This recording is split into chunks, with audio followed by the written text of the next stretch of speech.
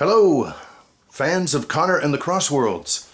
This is Kevin Gerard, Master Storyteller. I'm here to talk to you today about Book 4, Charge of the Champions, which is coming out very soon, 4 to 6 weeks from now. What I'd like to do today is just show you some of the illustrations that are going to be inside Book 4 and give you somewhat of an idea of what's going to happen.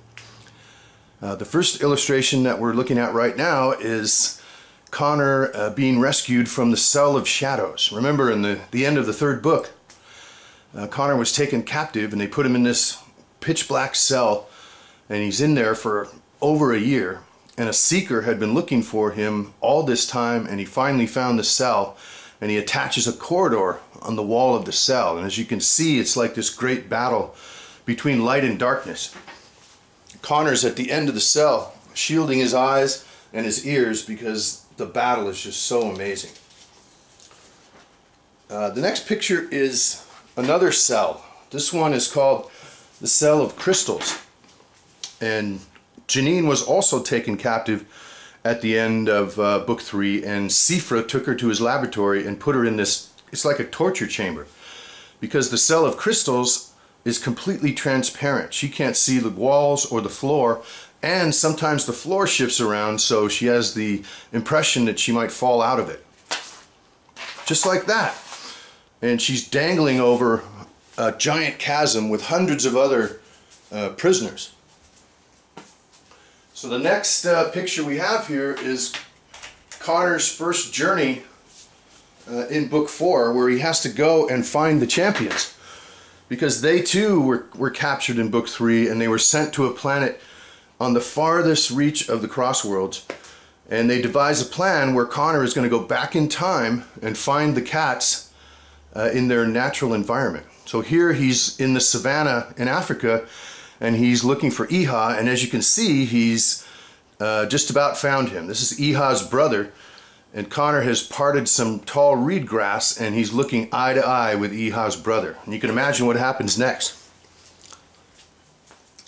This next picture I don't really want to tell you a lot about because to me it's probably one of the first or second most amazing parts of this whole book. This mission is where Conor goes to find Maya, the Lord of the Champions, and something really drastic happens. You can see by the picture there's a lot of action and it's very exciting, but I'm going to let you read about it because I think that'll be better. This next picture is after Conor has found all the cats and he's brought them back to the Glade of Champions, and they are preparing to go to battle in the Shadow World. Now, let me adjust this just a little bit. You can see Azure is on the bottom left, Surmatang is on the bottom right, Iha is behind Purugama, and Conor is sitting in this custom saddle and wearing the tunic of the warrior that the Lady of the Light gave him. So they are just about ready to go into the Shadow World and take on Sifra's armies, which of course is the next picture. Remember that Sifra is a shapeshifter. He can change into anybody he wants, and not only that, he can change the whole environment.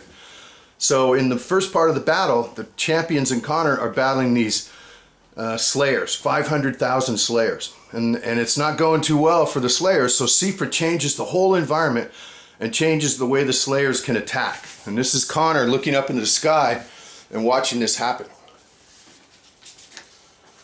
Further on in the battle, the champions and Conor have to fight the Shadow Warriors. This is the premier army of Sifra, and the champions almost get defeated.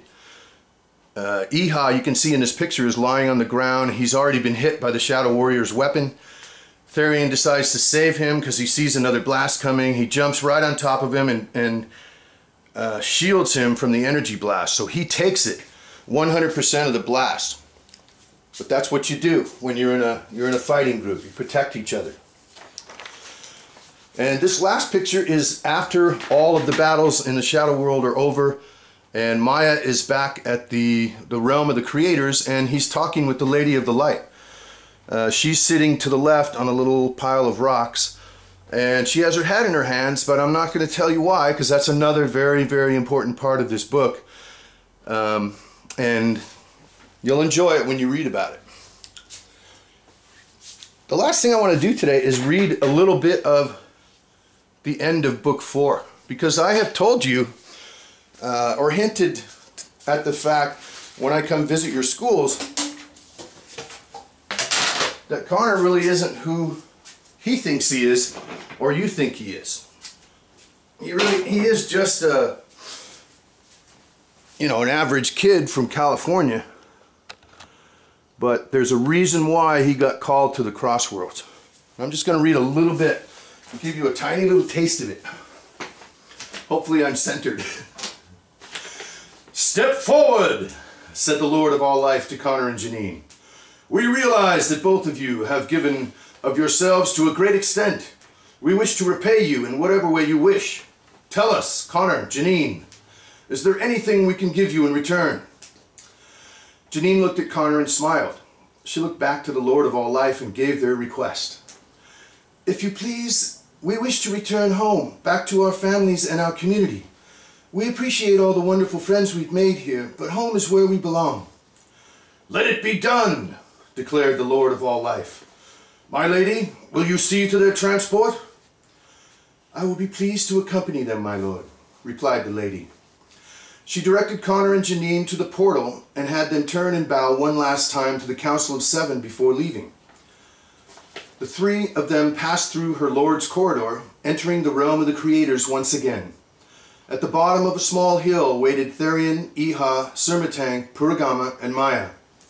Conor halted his steps as soon as he saw them, knowing that within minutes he would be 100 galaxies away from a pack of friends he would cherish forever.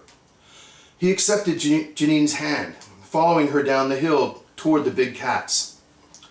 Iha smiled and lit Conor's face. "We'll see each other again, I'm sure of it." Therian allowed Conor to grab a handful of his large dark mane and pull his head down to eye level. "Take care of the keeper, Conor," chuffed the giant lion. "And of yourself. We will need you if crisis ever rears its ugly head again." "Chief Protector," spat Surmatang. "Too regal a job for anyone other than a tiger, but you'll do in a pinch, I suppose." The beautiful tiger licked his flank a few times. "You have proven your valor an untold number of times. Watch over yourself, champion." Maya kept his words in his soul. He merely glanced at Conor and Janine with a knowing smile, brushing his huge black and white cheek and ear against their faces. As all domestic cats do from time to time, he winked subtly at Conor before moving away. Conor walked up to Purugama while holding on to his emotions with an iron grip. The great cougar, wings flared to their full 50-foot span, looked so majestic and powerful that Conor felt he was seeing him for the first time. It wasn't until Purugama lowered his left shoulder, inviting Conor to climb aboard again, that the young champion ran toward him and jumped into his saddle. He leaned down and pressed his mouth to one of Purugama's golden ears. Kissing it in a place where no one else could see, he whispered to the great cougar, "We will see each other again, my mentor." Purugama began to purr. "Yes, Trollan Tar, you speak truth, for our paths will cross again." "Trollan Tar?" Conor whispered back into the giant furry ear. "What is this strange name? If there is another mystery I have yet to learn, don't keep me in suspense. Purugama, tell me. Who is Trollan Tar?" "He is you," answered the great cougar.